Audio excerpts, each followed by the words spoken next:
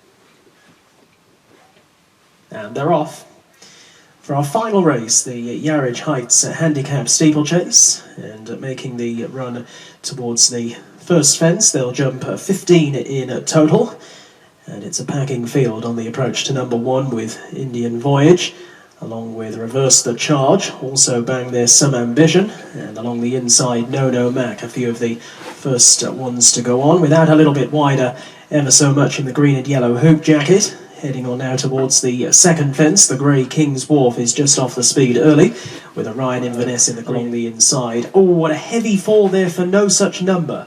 No Such Number has crashed out at the second fence as the remainder of the field head down the far side of the track. And No Such Number is up on his feet and seemingly okay as well, galloping away riderless, and Dale Irving also about to get to his feet as well. There he is. So racing on towards the next fence. This is an open ditch now coming up, and a new leader, No Mac, has been urged through to lead. From Reverse the Charge, Indian Voyage, and then Orion Inverness at Ever So Much.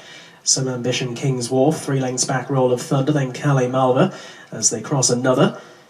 And at the back of the field, Graystown was outjumped by Stormy Reception, as those who remain head left-handed and back on towards the inner loop for the one and only time here. Next time, of course, they'll race on up the hill back towards the sole fence before the winning post. But there are 5 fences along this line, and it is No Mac showing out in front here. He's got 11 stone 13 on his back.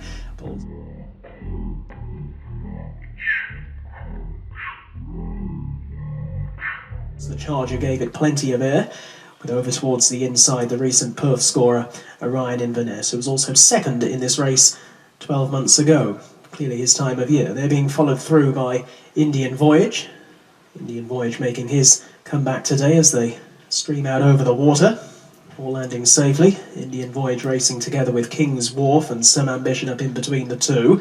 Racing next is Roll of Thunder in the gold and red colours over to the inside. Afternoon as they all cross the next plain fence safely. Graystown, they're just receiving a reminder from Sam Coulthard at the back end of the field. Stormy Reception still just ahead of that one as they take an open ditch with Calais Malva in red and black colours. And Ever So Much has just lost his position, and he's now slid back to last under Richie McClernand as they make the journey on towards their next jumping test. Only around about 8 lengths covering top to tail. No Mac in front by 2 of those lengths to Indian Voyage, who's going to be pushed into the next fence to come up well, and that's exactly what he does, with bang there as well Some Ambition, and Reverse the Charge over towards the inside of those, the 13-year-old. They're being followed closely by Orion Inverness, and then comes King's Wharf from Roll of Thunder, Graystown, Stormy Reception, Calais Malva, and Ever So Much is the back marker, as they now make the journey on up the hill towards the line of fences going down the back, and it is No Mac under Derek Fox who leads up by a length to Indian Voyage as they come to jump this one, with Some Ambition in third. At the back of the field, Stormy Reception was less than fluent, and Ever So Much is being eased down and pulled up at the back. Ever So Much is out of the race. Indian Voyage that time a little sloppy.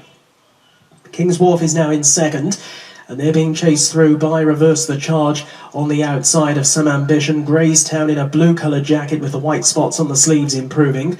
Orion Inverness over towards the inside. Roll of Thunder with these, dropping right back now Indian Thunder as they... Indian Voyage, I should say, as they cross another, and that's now fallen back in behind both Calais Malva and Stormy Reception also. The latest leader is King's Wharf. King's Wharf goes to the front under Ryan Mania as they race on down the hill with around about 5 furlongs still to gallop. Second place is No Mac, who's now come off the bridle. Graystown is improving along the inside of Reverse the Charge. They are in third and fourth. They're being followed back in fifth place by Orion Inverness, and then comes Some Ambition, who's being driven along. Next is Roll of Thunder from Calais Malva and Stormy Reception as the Grey King's Wharf flies out over that final open ditch. Graystown there lost his hind legs on landing, and probably his winning chance as well. He's dropped right back, but King's Wharf comes out over the second last with a lengthy lead to No Mac in second, then Graystown from Reverse the Charge, Orion Inverness, a break back off those two, Some Ambition, then Calais Malva, and a long gap to Stormy Reception as they make the journey on up the hill back towards the home straight. Everything else has been pulled up. This is a one-horse race at the moment. The Sandy Thompson trained King's Wharf in the hands of Ryan Mania, who's got a 12-length lead. Orion Inverness is now running on into second place and is off in pursuit. Back in third is Graystown, and a long break after those two, No Mac, as they head towards the final fence. It is King's Wharf in front by 10 lengths, soars over the last King's Wharf to Orion Inverness and Graystown, who land in second and third places together. They in turn a long way ahead of the long-time pace setter No Mac, then Calais Malva. It's a long running on the chase course here at Hexham, but no worries if you're on King's Wharf, who was sent on going down the far side of the track, never looked back, and in the hands of Ryan Mania, the trainer Sandy Thompson scoots in. King's Wharf a clear winner, beating Orion Inverness in second. Graystown was third, and Calais Malva gets up to be fourth.